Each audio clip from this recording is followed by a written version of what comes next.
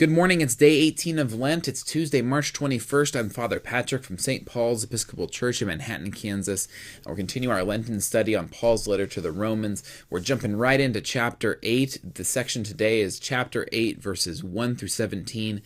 For the entire letter, Paul has been moving us toward this moment. Chapter 8 is a turning point, is this great moment when the other shoe drops, and Paul reveals the crux of his theology of what happens to us because of Christ and what Christ has done for us.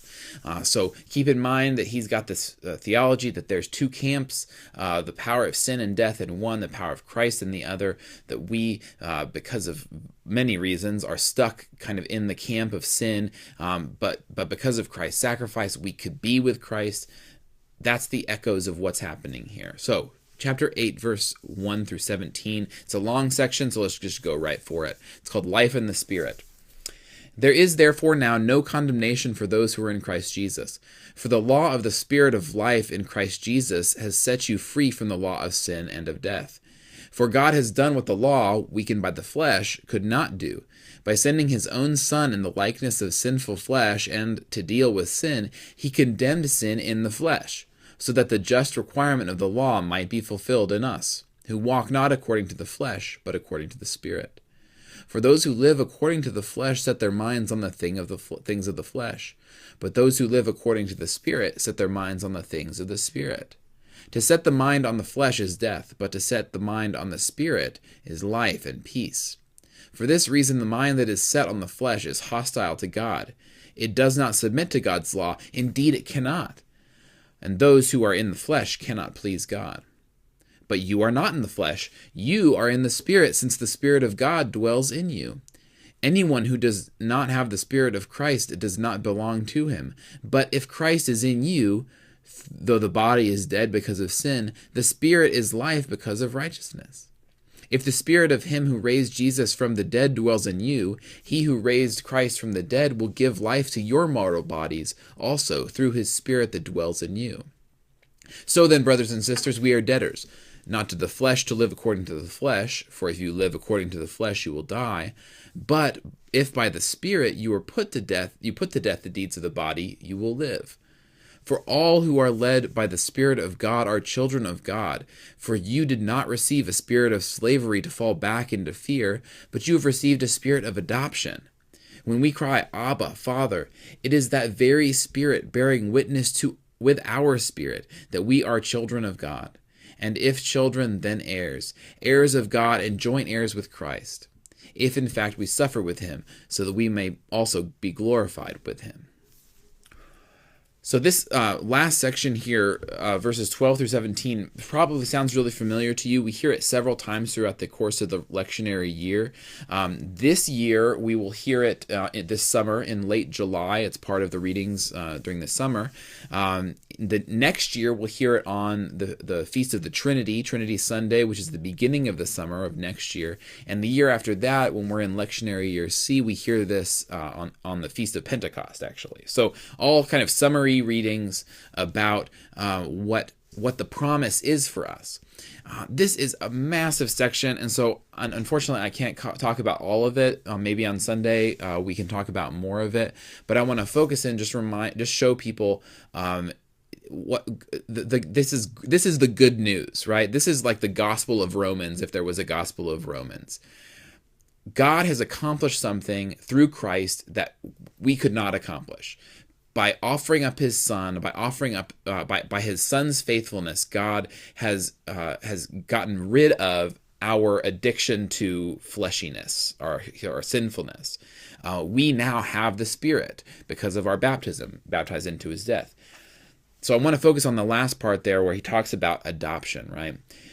We had a spirit of the flesh. Humanity had the spirit of had lived in the flesh before Christ came, but now that Christ has come, we no longer are addicted to the flesh. We have the Spirit.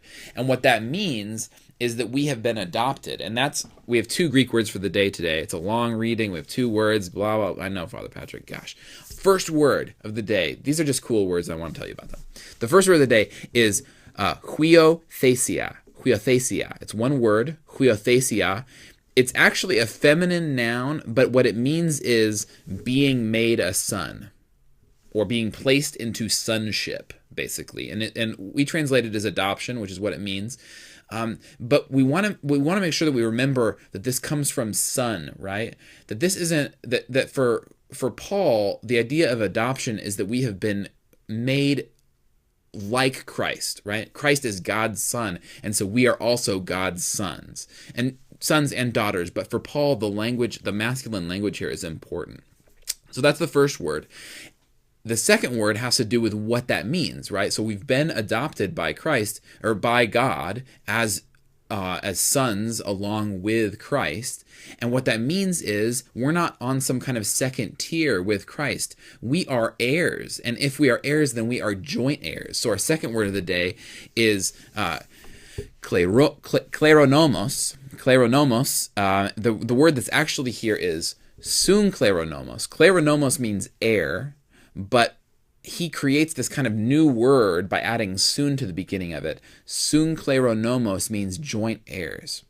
We have been offered the exact same promises that were offered to Christ. And what this means is, it references back to that in chapter 6 with that baptism set there, is Christ died a painful death.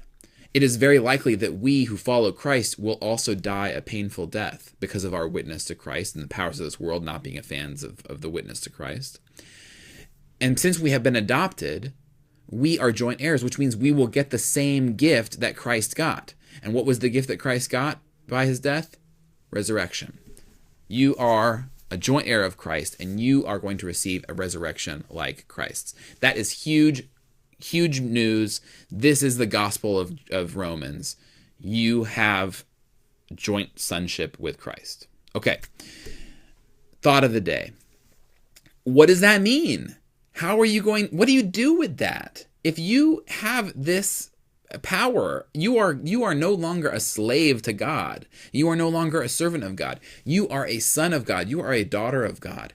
You are an heir of God. The promises that were made to Christ, the resurrection of Christ, that's all huge news, and it completely changes the way that we live in the world, or it should.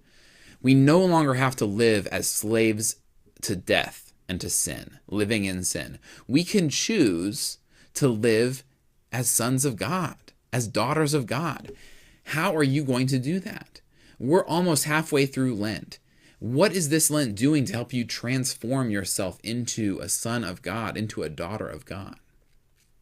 Have a happy and a holy Lent. Enjoy this Tuesday, and we'll see you again tomorrow.